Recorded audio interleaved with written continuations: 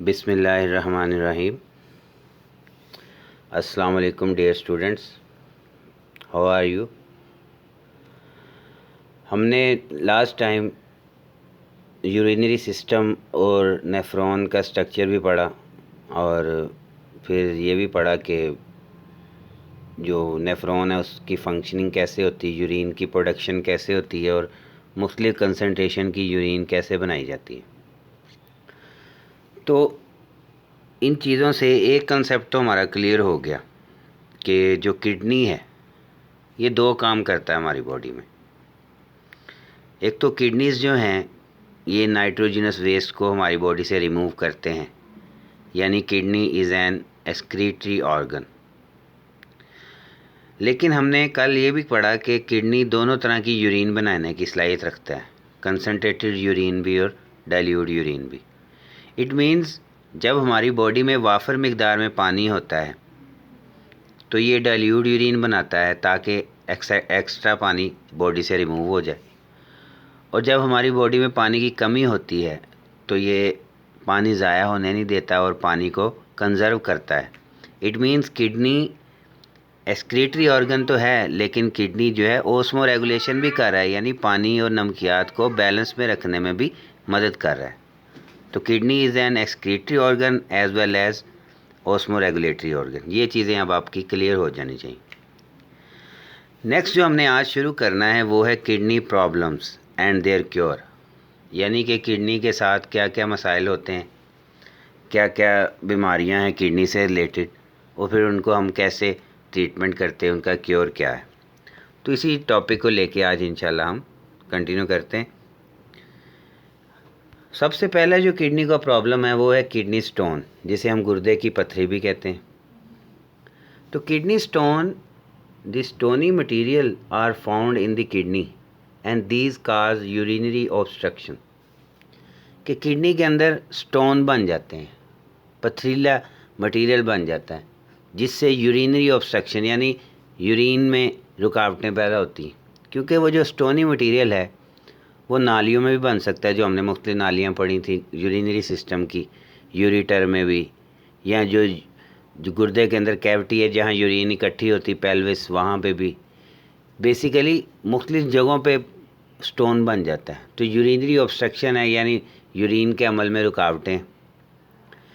और यही चीज़ दीज में बिकम कॉम्प्लिकेटेड बाय इन्फेक्शन, और अगर कोई इन्फेक्शन हो गया तो यही पथरी बाद में कॉम्प्लिकेशन इख्तियार कर जाएगी, गुर्दे में कुछ स्वेलिंग हो जाएगी, आपको दर्द होगा और आहिस्ता आहिस्ता आपके गुर्दे का टिश्यू डैमेज हो जाएगा। ज़ाहिर है जब नाइट्रोजन वेस्ट गुर्दे में रहेंगे और वो खारिज नहीं होंगे तो टिश्यू डैमेज होगा, गुर्दों को नुकसान पहुंच सकता है, आपको पेन होगा।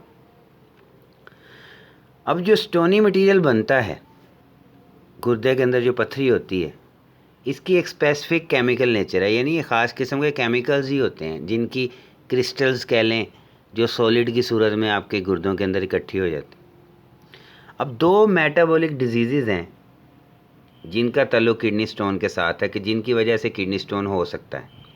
एक है hyperoxaluria, high level of oxalates in the blood. अगर ब्लड के अंदर आपके ऑक्सैलेट्स ज़्यादा हैं, ये साल्ट है ना, कैल्शियम ऑक्सैलेट वगैरह, अगर आपके ब्लड में ऑक्सैलेट्स ज़्यादा हैं तो जब आपका ब्लड गुर्दों में से गुजरेगा तो ये ऑक्सैलेट जो हैं ये इकट्ठे हो जाएंगे क्रिस्टल्स की सूरत में, सॉलिड की सूरत में, और आहिस्ता आहिस्ता ये इकट्ठे होकर स्टोन बन जाएगा। दूसरी कंडीशन है हाइपर कैल्सीमिया। अगर आपके ब्लड में कैल्शियम लेवल ज़्यादा है, तो अगर आपके ब्लड में कैल्शियम लेवल ज़्यादा है और ऑक्सैलेट लेवल ज़्यादा है तो आपको चांसेस हैं ज़्यादा कि आपको गुर्दे की पथरी होगी। अब आगे मेंशन भी किया गया है कि कौन से किडनी स्टोन के सबसे ज़्यादा चांसेस हैं। कैल्शियम ऑक्सैलेट जो है ये 70% इंसिडेंस है इसका। फिर कैल्शियम फास्फेट के जो हैं 15%, इसी तरह यूरिक एसिड 10%। ये जो स्टोनी मटेरियल है इसमें ज़्यादातर कैल्शियम ऑक्सैलेट होता है, कैल्शियम फास्फेट भी होता है, यूरिक एसिड की क्रिस्टल्स भी होती हैं। और ये कैसे बनती हैं, आपको बताया कि these are precipitated during urine formation. जब हमारी बॉडी में यूरिन बन रही होती है उस दौरान ये प्रेसिपिटेट्स हो जाते हैं, ये इकट्ठे हो जाते हैं, कम्युलेट हो जाते हैं क्रिस्टल की सूरत में, और आहिस्ता आहिस्ता वो ज़रात इकट्ठे हो के वो स्टोन बन जाता है। और वो स्टोन फिर ज़ाहिर है पेल्विस में भी बन सकता है, वो आपके बॉडी के जो गुर्दों के अंदर जो मुख्तलिफ नालियाँ हैं, चाहे जैसे कलेक्टिंग डक्ट के बाद एक हिस्सा आता है केलेक्स, हम आगे पढ़ते हैं, आपको डायग्राम भी दिखाते हैं, तो वहाँ पे बन सकता है। जो यूरिटर है वहाँ पे बन सकता है, कई बार तो यूरिनरी ब्लैडर तक आ जाती है पथरी। ये आगे ये देखें डायग्राम, इस वाले एक गुर्दे में तो उन्होंने लिखा है स्टैगोर्न किडनी। स्टैगोर्न किडनी का मतलब है कि देखें ये इसकी सारी पेल्विस अंदर पथरी इसके भरी हुई, अगर कंप्लीट पेल्विस जो है वो स्टोनी मटेरियल से भर जाए तो ऐसे किडनी को हम कहते हैं स्टैगोर्न किडनी।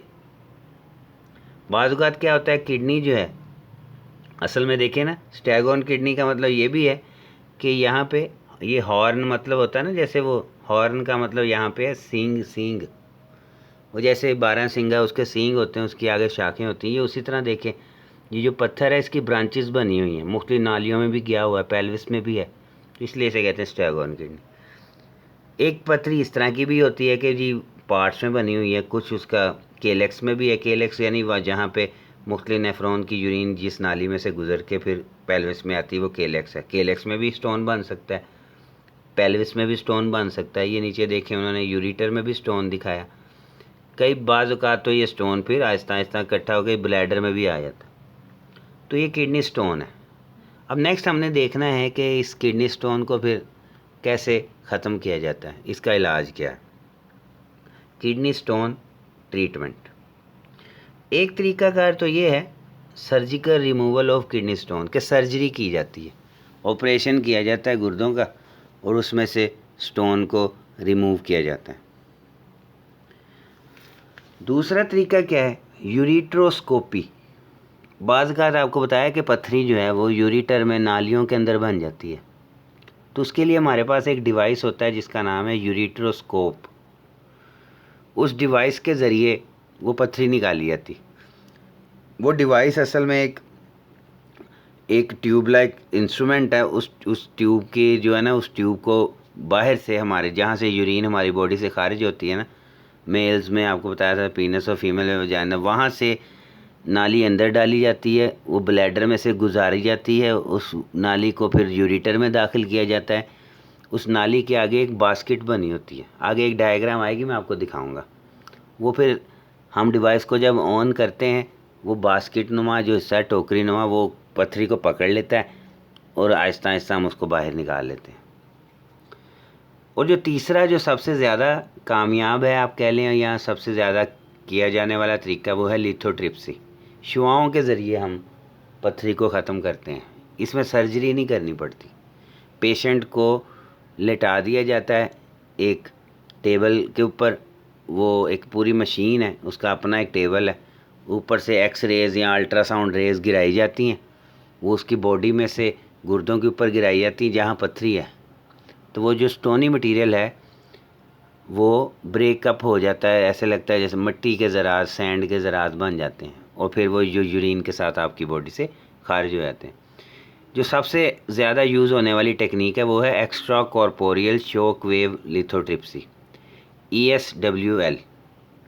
ये मशीन का नाम भी यही है, extra corporeal shock wave lithotripsy machine. इसमें क्या होता है, हाई कंसनट्रेशन ऑफ एक्सरेज या अल्ट्रासाउंड जो है वो यूज़ की जाती हैं मशीन में से। मशीन बॉडी के बाहर है और स्टोन बॉडी के अंदर है, तो बाहर से शुआएं बॉडी के अंदर स्टोन पे गिराई जाती हैं, और स्टोन फिर सैंड की में टूट जाता है और फिर वो बॉडी की यूरिन के साथ बाहर खारिज हो जाता है। तो ये मुख्तलिफ तरीके, या सर्जरी की जाए, या यूरिट्रोस्कोपी की जाए, या लिथोट्रिप्सी की जाए, ये तीनों आपको दिखाते हैं। ये देखें, ये इस डायग्राम में यहाँ पे सर्जरी की जा रही है, ऑपरेशन करके स्किन को काटा, फिर आगे जो है किडनी तक काट के सर्जरी करके स्टोन को रिमूव किया जाता है। ये दिखाई जा रही यूरिट्रोस्कोपी। ये देखें यहाँ पे, ये यूरिट्रोस्कोप है, इसका ये नाली है वो यहाँ पे देखें बॉडी के अंदर दाखिल की गई, ब्लैडर में से होती हुई ये यहाँ तक पहुँच गई है, यूरिटर तक। यूरिटर को उन्होंने जूम करके बड़ा किया, ये यूरिटर में स्टोन था, तो ये इसके आगे बास्केट वाला इंस्ट्रूमेंट है, ये स्टोन को पकड़ लिया है इसने। अब इसको फिर बाहर उसी तरह जिस तरह नाली दाखिल की गई थी उसी तरह इसको बाहर खींच लिया जाएगा। तो ये यूरेट्रोस्कोपी भी होती है। और ये यहाँ दिखाया जा रहा है extra corporeal shock wave lithotripsy. इसमें देखें ये मुकम्मल एक मशीन है, जैसे एक्सरे वाली मशीन होती है। ये पेशेंट को यहाँ लेटा दिया गया, अब यहाँ से शुआएँ निकल रही हैं जो उसके गुर्दों पे पड़ रही हैं। यहाँ पे देखें ना, ये शुआएँ पड़ रही हैं इसकी यूरेटर में जो पथरी थी वहाँ। तो शुआओं की वजह से वो जो स्टोन है वो ब्रेकअप हो जाता है बारीक बारीक ज़रात में। फिर जैसे यूरिन बॉडी से खारिज होगी पेल्विस से, वो फिर इस तरह यूरेटर से होता हुआ बॉडी से बाहर। इस मशीन को हम क्या नाम देते हैं? Extra corporeal shock wave lithotripsy machine. तो मुख्तलिफ इस तरह के अवामिल हैं। सर्जरी भी की जाती, पहले सबसे पहले तो सर्जरी वाला इलाज था ना, ऑपरेशन किया जाता था। ये जो यूरेट्रोस्कोपी है या ये extra corporeal shock wave lithotripsy है, ये मॉडर्न है। सबसे ज़्यादा जो कामयाब या आप कह लें इस्तेमाल होने वाला है वो यही लिथोट्रिप्सी वाली टेक्निक है, क्योंकि इसमें ना कोई सर्जरी करनी पड़नी, ना कोई ऑपरेशन, बस बाहर से शुआएँ डाली जाएंगी और उससे इलाज होगा। वो जो शुआएँ होती हैं बेसिकली वो अल्ट्रासाउंड रेज होती हैं, शॉक वेव्स होती हैं। वो वेव्स है ना, वो शॉक ऐसे ना, वो जब पत्थर के ऊपर पड़ती हैं तो उसको आप कह लें कि जक्स पड़ते हैं, उसको झटके महसूस होते हैं, जिसकी वजह से वो पत्थर ब्रेकअप हो जाता है सैंड की सूरत। तो ये किडनी स्टोन था और उसकी ट्रीटमेंट थी। फिर एक और मसला भी हो जाता है कि किडनी फेलियर, जैसे हम उर्दू में कहते हैं गुर्दों का फेल हो जाना। Various factors are responsible for damage to kidneys, particularly glomerulus. कि बाज़ औक़ात बहुत से फैक्टर्स की वजह से किडनी डैमेज होते हैं, ख़ास तौर पे जो उसका ग्लोमेरुलस पार्ट है, नेफ्रॉन का जो फ़िल्टर वाला हिस्सा ग्लोमेरुलस। अब बहुत से फैक्टर हैं, यहाँ तो एक फैक्टर मेंशन किया गया है पैथोजन इन्फेक्शन, यानी कोई पैथोजन, कोई जरासीम का इन्फेक्शन हो गया, वायरल बैक्टीरियल इन्फेक्शन कोई, ठीक है। या आपका ब्लड प्रेशर बहुत ज़्यादा है तो उससे भी गुर्दों पे असर पड़ता है कि जब आपका हाई प्रेशर ब्लड जाता है गुर्दों में तो गुर्दों में वो जब ग्लोमेरुलस को डैमेज कर सकता है ज़्यादा प्रेशर वाला ब्लड। फिर अगर आपके ब्लड में टॉक्सिक केमिकल ज़्यादा हैं, टॉक्सिक केमिकल मतलब वेस्ट चीज़ें ज़्यादा हैं, हाईली टॉक्सिक कंपाउंड हैं, वो भी गुर्दों को डैमेज करते हैं। तो जब आपका ग्लोमेरुलस पार्ट डैमेज हो जाएगा या गुर्दों में कोई डैमेज हो जाएगा तो kidneys will not be able to remove nitrogenous waste from the blood. तो किडनीज़ आपके ब्लड में से नाइट्रोजनस वेस्ट को रिमूव नहीं कर पाएंगे। तो जाहिर है जब आपके नाइट्रोजन वेस्ट बॉडी से रिमूव नहीं होंगे तो आपके ब्लड में यूरिया या दूसरे नाइट्रोजन वेस्ट का इजाफा हो जाएगा। तो जाहिर है जब नाइट्रोजन वेस्ट जो टॉक्सिक हैं, जो आपकी बॉडी से खारिज ही नहीं हो रहे, तो फिर उनसे आपको और ज़्यादा नुकसान होगा, कॉम्प्लिकेशंस आएंगी, आपका ब्लड प्रेशर बढ़ सकता है, आपके अंदर अनीमिया हो सकता है। वो कैसे? ज़ाहिर है जब ग्लोमेरुलस पार्ट डैमेज होगा ना, ग्लोमेरुलस का हमने ऊपर मेंशन किया कि ग्लोमेरुलस डैमेज होता है, तो ग्लोमेरुलस की दीवारें पोरस थी, अब ग्लोमेरुलस ही डैमेज हो गया, अब खून ही जो है वो पेशाब के अंदर, यूरिन के अंदर ब्लड रिलीज़ होने लग जाएगा, खून ही आगे फ़िल्टर ही नहीं होगा, खून ही आगे इकट्ठा होगा, वो लूपों फैलने से गुजर के कलेक्टिंग डक्ट से गुजर के पेल्विस में आएगा, यूरेटर में आएगा, यूरिनरी ब्लैडर में जाएगा, तो खून ही आपके पेशाब के साथ खारिज होने लग जाएगा। तो आपको अनीमिया भी हो सकता है, खून की कमी भी हो सकती है। और नाइट्रोजन वेस्ट अगर खारिज नहीं होंगे, वो ब्लड में बढ़ते जाएंगे, पानी ब्लड में बढ़ता जाएगा, तो आपको ब्लड प्रेशर भी बढ़ सकता है। तो बहुत से मसाइल हैं। बाज़ औक़ात तो ऐसा होता है कि क्रोनिक रेनल फेलियर, क्रोनिक का मतलब है लॉन्ग टर्म डिजीज़, यानी अगर गुर्दों को मसला हो और लंबे अरसे से गुर्दे काम नहीं कर रहे हो तो उसे हम कहेंगे क्रोनिक रेनल फेलियर। उस सिचुएशन में ज़ाहिर है गुर्दे आपका क्या करते थे, गुर्दे आपके खून को क्लियर करते हैं, साफ़ करते हैं। जब गुर्दे आपका काम ही नहीं करेंगे और लंबे अरसे से आपको गुर्दों की बीमारी है, तो एक वक्त तो ऐसा आएगा ना कि आपके बॉडी में नाइट्रोजन वेस्ट इतने ज़्यादा बढ़ जाएंगे कि आपकी कोमा सिचुएशन में जा सकती हैं, आपको जो अब आप कह लें कि आपकी डेथ हो सकती है। तो क्रोनिक रेनल फेलियर में जब किडनी का फंक्शन मुकम्मल ख़त्म हो जाता है तो फिर ब्लड को, पेशेंट के ब्लड को साफ़ तो करना है ना, तो उसके लिए एक टेक्निक है जिसे हम कहते हैं डायलिसिस। अब डायलिसिस की आगे दो टाइप्स हैं, एक होती है हीमोडायलिसिस और एक होती है पेरिटोनियल डायलिसिस, 2 डायलिसिस हैं। अब हम दोनों को 1 बाय 1 पढ़ते हैं कि हीमोडायलिसिस में क्या होता है और पेरिटोनियल डायलिसिस में क्या है। अब ये कब किए जाते हैं, पहले तो आप जहन में बिठा लें कि ये तब किए जाते हैं जब गुर्दे मुकम्मल तौर पे काम नहीं कर रहे और आपको फिर खून साफ़ तो करना है ना, तो उसके लिए 2 टेक्निक्स हैं। सबसे पहले है हीमोडायलिसिस। हीमोडायलिसिस जो है इसमें क्या होता है, blood is passed through a machine, blood को एक मशीन में से गुजारा जाता है। उस मशीन के अंदर क्या होता है, एक डायलाइज़र, डायलाइज़र को हम आर्टिफिशियल किडनी भी कह सकते हैं कि एक मशीन है, उसके अंदर खून गुजारा जाता है। उस मशीन के अंदर एक डायलाइज़र जो है वो एक आर्टिफिशियल किडनी है। डायलाइज़र के अंदर ना 2 स्पेस बने होते हैं, 2 जगह बनी होती हैं। On one side there is blood and on the other side there is dialysis fluid. उस जो डायलाइज़र के अंदर 2 जगह हैं, एक तरफ से खून गुजारा जाता है, एक तरफ से डायलिसिस फ्लूइड गुजरता है। उन दोनों के दरमियान में एक मेम्ब्रेन है, कह लें एक पार्टीशन है। अब होता क्या है, डायलिसिस फ्लूइड की इम्पोर्टेंस है यहाँ पे ज़्यादा।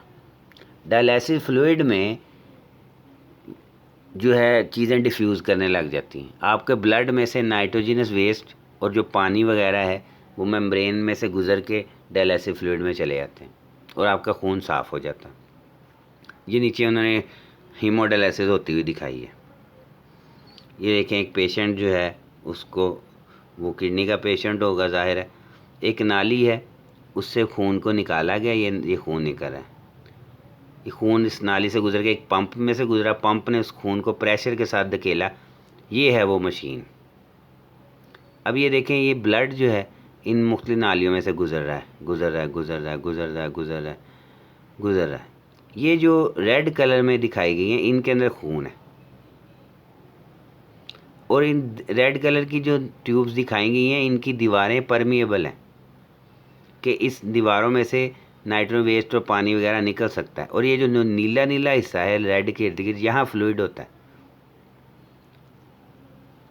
अब होता क्या है, बेसिकली डायलिसिस ऊपर से ब्लड आ गया, एक तरफ से ब्लड आ गया, एक तरफ से डायलिसिस फ्लूइड आ गया।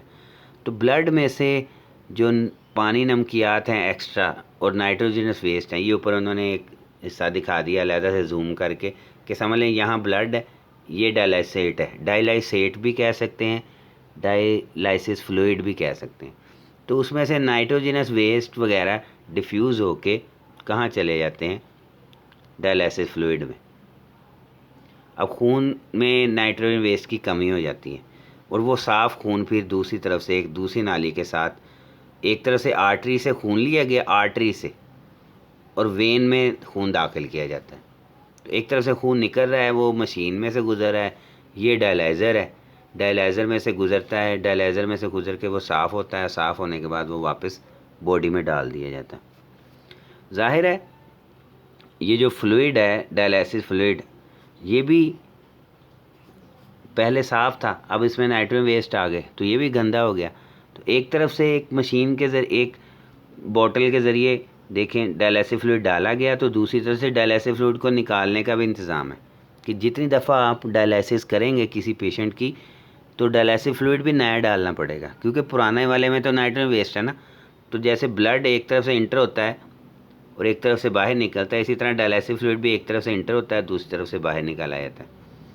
डायलिसिस फ्लूइड जो है इसकी इम्पोर्टेंस है। अब आप सोच रहे होंगे ये फ्लूइड होता क्या है, ये समझ लें असल में डायलिसिस फ्लूइड कुछ भी नहीं है, ये पानी नमकियात का एक सोल्यूशन बनाया गया है। इसमें आप कह लें ग्लूकोज वगैरह, पानी, सोडियम, ये चीज़ें होती हैं, पर कम मिकदार में होती हैं ब्लड की निस्बत। ज़ाहिर है अगर इसमें हम ज़्यादा नमकियात डाल देंगे तो ब्लड में से कैसे निकलेंगे पानी नमकियात, वेस्ट वगैरह। तो ब्लड में से वेस्ट वगैरह फ़ौरन से डिफ्यूज़ होकर डायलिसिस फ्लूइड में इसलिए आ जाते हैं क्योंकि ब्लड में वो चीज़ें ज़्यादा होती हैं और डायलिसिस फ्लूइड में वो चीज़ें कम होती हैं। तो आप केमिस्ट्री में भी पढ़ते हैं, बायो में भी पढ़ते हैं कि material always move from higher concentration to low concentration. Blood में वाटर ज़्यादा था तो वो भी डायलिसिस फ्लूइड में आएगा, ब्लड में नाइट्रोजन वेस्ट ज़्यादा थे वो भी डायलिसिस फ्लूइड में आएंगे। ब्लड में दूसरे कोई साल्ट जो ब्लड में ज़्यादा थे वो भी वो भी डायलिसिस फ्लूइड में आएंगे, तो डायलिसिस फ्लूइड भी गंदा हो जाता है, फिर उसको निकाल दिया जाता है। अगली दफ़ा जब हम डायलिसिस करेंगे पेशेंट की, तो बेसिकली फिर से हमें दोबारा से डायलिसिस फ्लूइड डालना पड़ेगा। तो ये है हीमोडायलिसिस कि इसमें देखें खून को निकाला गया बाहर, एक मशीन से गुजारा गया, मशीन में उसको साफ़ हुआ और उसको बॉडी में वापस वेन के साथ कनेक्ट करके बॉडी से एक तरफ से खून निकलता रहता है, एक तरफ से दाखिल होता रहता है। दूसरी है पेरिटोनियल डायलिसिस। पेरिटोनियल डायलिसिस भी उसी तरह ही काम करती है जिस तरह हीमोडायलिसिस थी, पर फ़र्क ये है कि पेरिटोनियल डायलिसिस में ब्लड को बाहर नहीं निकाला जाता। हमारा जो पेट है ना, एब्डोमेन, उसके अंदर एक कैविटी होती है, उसे हम कहते हैं पेरिटोनियल कैविटी। ज़ाहिर है हमारे पेट के अंदर जो मुख्तलिफ ऑर्गन्स हैं, आंतें हैं, मैदा वगैरह, जो लार्ज इंटेस्टाइन, स्मॉल इंटेस्टाइन, गुर्दे, उनके इर्द गिर्द खाली जगह होती हैं, उस खाली जगह को कहते हैं पेरिटोनियल कैविटी। उस खाली जगह की जो इर्द गिर्द एपिथीलियम है उसे कहते हैं पेरिटोनियम। तो हम क्या करते हैं, पेट के अंदर ना पेरिटोनियल कैविटी को डायलिसिस फ्लूइड से भर देते हैं। पेट के अंदर एक कट लगाकर एक नाली डाली जाती है, उसे कैथीटर कहते हैं। उस नाली के ज़रिए पेट के अंदर वाला हिस्सा सारा ना डायलिसिस फ्लूइड से भर देते हैं। डायलिसिस फ्लूइड्स, ये नीचे डायग्राम को गौर से देखें, अब आपको समझ आएगी। ये देखें ना, ये तो आपका जिगर हो गया, ये आंतें वगैरह होगी, ये अंदर ये खाली जगह है। तो हमने क्या किया, ये कैथीटर, ये वाली जो नाली है ना, ये पक्की पक्की इधर ही लगी रहती है। फिर उस नाली के साथ एक थैलीनुमा डायलिसिस सोल्यूशन है, वो कनेक्ट किया जाता है। एक तरफ से इनफ्लो हो रहा है, एक तरफ से आउटफ्लो। जब निकालना होता है तब आउटफ्लो, जब डालना होता है तब इनफ्लो। अभी फ़िलहाल आप सोचें ये नीचे वाला हिस्सा है ही नहीं, इसको माइनस कर दें। जब डाला, इनफ्लो हुआ, डायलिसिस फ्लूइड डाला, तो ये वाली नाली कनेक्ट की गई, डायलिसिस फ्लूइड पेट में भर दिया। अब होगा क्या, ये अंदर जो खाली जगह ये है पेरिटोनियल कैविटी, लेकिन ये जो खाली जगह की ये अंदरूनी दीवार है, ये इसको लिखा हुआ पेरिटोनियल लाइनिंग, पेरिटोनियल लाइनिंग। तो होता क्या है, पेरिटोनियल लाइनिंग भी तो एक आप कह लें कि बेसिकली उसमें भी खून की नालियाँ होती हैं। तो डायलिसिस फ्लूइड जब भर देते हैं ना, तो पेरिटोनियम की दीवारों से उसी तरह जैसे पीछे डायलाइज़र में हुआ था, पानी, नमकियात और नाइट्रो वेस्ट डिफ्यूज़ होकर इस डायलिसिस फ्लूइड में आना शुरू हो जाते हैं। तो 2-3 घंटे तकरीबन ये डायलिसिस फ्लूइड पेट में ही रहता है, और 2-3 घंटे तकरीबन वो पेरिटोनियम की दीवारों से नाइट्रो वेस्ट डिफ्यूज़ होके इस फ्लूइड में आ जाते हैं। तो 2-3 घंटे के बाद हम क्या करते हैं, फिर एक नई थैली अटैच करते हैं और आउटफ्लो करते हैं यहाँ पे अटैच होके, और वो डायलिसिस फ्लूइड को पेट में से निकाल दिया जाता है।